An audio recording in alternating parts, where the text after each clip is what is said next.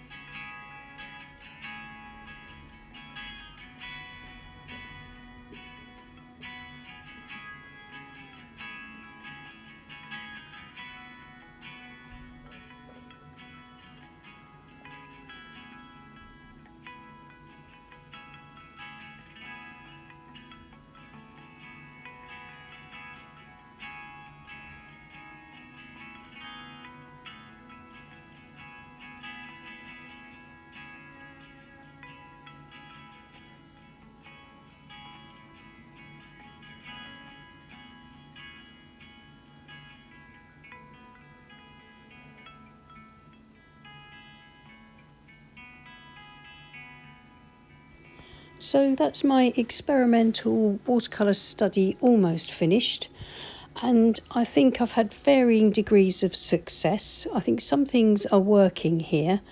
I like the glaze that I've just applied with burnt sienna across the beach to sort of warm it up a bit. I think the figures work well, and in fact I'm happy with this composition. I think it just needs a little bit of refining, and I need to think through some of my techniques a little bit more. But as for a sort of fact-finding exercise, I found this quite useful, and that's how I kind of see these kind of experimental painting sessions in the studio. They're like sort of watercolour fact-finding exercises where you can find out which ones of your ideas will work and which ones maybe need refining or changing out, and also testing to see whether the colours that you've chosen are right. And that's one thing I'm particularly pleased with here. I think the colours work really well.